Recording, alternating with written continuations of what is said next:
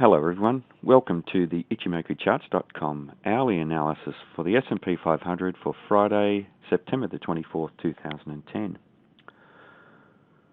Well, a great rally in this market today, and most of that rally actually occurred in the first hour of trading. We had the market gap up from the open, traded through this previous support and resistance level around 11.29, and traded up from the candle that actually tested the cloud. That was the second test of the cloud and the second time that it's acted as an area of support. Previously, we can see here that the top of the cloud was tested.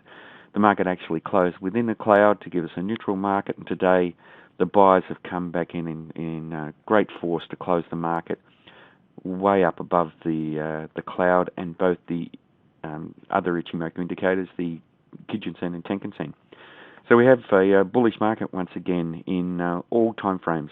Bullish in the long-term time frame because we're trading up above the cloud again, and bullish in the medium-term and fast-term time frames because we've closed up above the Kijun-sen and Tenkan-sen. Now, interestingly, when the market rallied in that first hour, following that we had the candles, the body of the candles starting to get smaller and smaller. And we can see the shadows starting to come in on the top and the bottom of these candles, and that represents a lot of indecision. So even though the market's rallied very strongly, in those last few hours the market really didn't want to go on with this, and it tested the swing high here, which was around 11.49, 11.48, and didn't want to close up above that area. So a lot of indecisive trading in this market at the moment. Just above here, around 11.50 to 11.51, we have an important area of resistance that's been tested previously.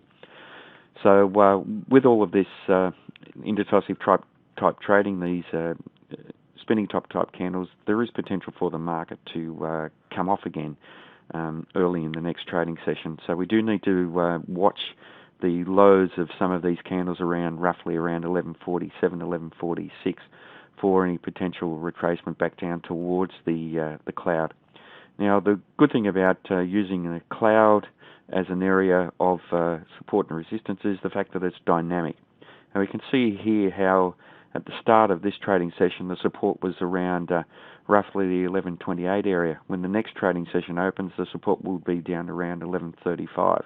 So we actually have an area of support and resistance that moves with each candle that the market makes. Certainly the area here where the Kijun-sen and Tenkan-sen are trading will offer support for this market as well, and that will roughly coincide with the area around the cloud too. Now, it looks like we haven't had a crossover back of the Tenkan-sen above the Kijun-sen yet. If that happens, that will give us another bullish signal besides the crossing over above the cloud once again, and that may occur above the cloud. At the moment, both of those indicators are above the cloud, so that may be quite a bullish signal.